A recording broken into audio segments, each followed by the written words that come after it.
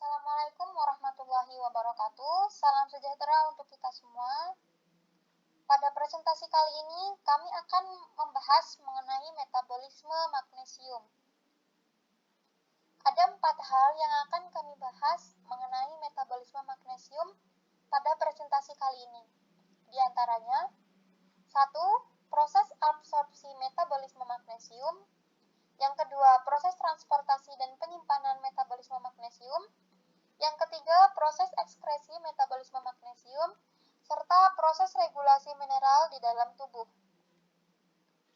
Sebelum kami membahas mengenai metabolisme magnesium, perkenalkan kami dari kelompok 5 yang beranggotakan 4 orang, di antaranya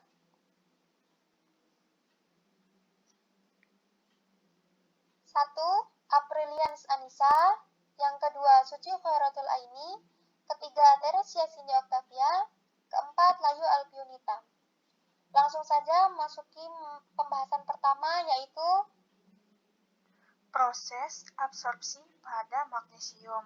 Yang pertama, absorpsi terjadi di dalam usus, terutama di ileum dan jejunum. Jumlah magnesium yang diserap sebanding dengan jumlah asupan magnesium yang masuk ke dalam tubuh. Ion magnesium diserap melalui mekanisme transport pasif dan aktif. Kemudian ada yang kedua, setelah penyerapan di usus, magnesium diangkut ke jaringan tubuh yang membutuhkan magnesium. Kemudian ada yang ketiga, kehilangan magnesium intraseluler terjadi jika magnesium terikat dilepaskan, yang berdampak pada peningkatan konsentrasi magnesium bebas intraseluler. Jadi senyawa apa saja yang terlibat? Jadi senyawa yang terlibat dalam proses absorpsi magnesium itu senyawa yang mempengaruhi absorpsi Ca dan kecuali vitamin D. Jadi bila Ca dalam makanan turun, absorpsi magnesium meningkat. Kemudian, bagaimana mekanisme dan apa yang mempengaruhi pada saat proses absorpsi magnesium? Akan terjadi keseimbangan magnesium di dalam tubuh terjadi bila melalui penyesuaian ekskresi magnesium melalui urin dan ekskresi magnesium menurun karena pengaruh kalsitonin, glukagon, dan PTH terhadap resorpsi tubuh ginjal. Baik, selanjutnya saya akan membahas mengenai proses transportasi metabolisme magnesium. Pengangkut magnesium adalah protein yang mengangkut magnesium melintasi membran sel.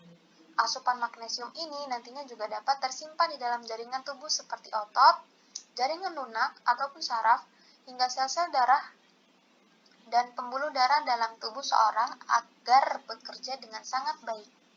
Kemudian magnesium juga berperan membantu proses metabolisme dan penyimpanan kalsium dan vitamin D. Magnesium sendiri disimpan 50% di tulang, sisanya di jaringan otot dan jaringan lunak. Sekitar 1% lainnya ada di cairan tubuh. Kemudian peranan magnesium lainnya yaitu mengatur transport aktif ion-ion seperti potasium dan kalsium yang melalui membran sel.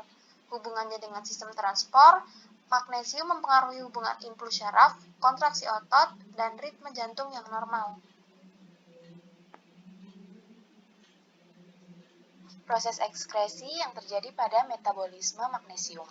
Pada kondisi tubuh normal, konsentrasi magnesium akan selalu berada konstan di dalam sirkulasi darah.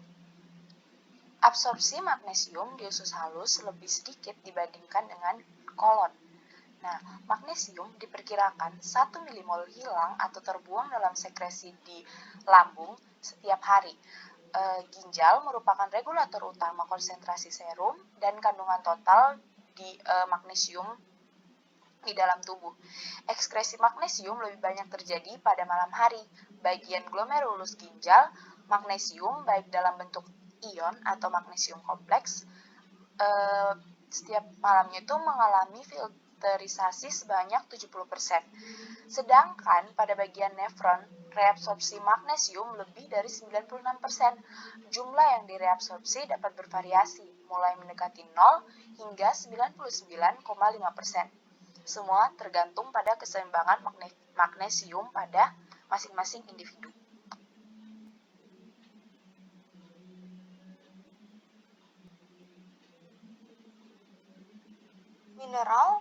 adalah suatu bahan inorganik yang dibutuhkan dalam tubuh.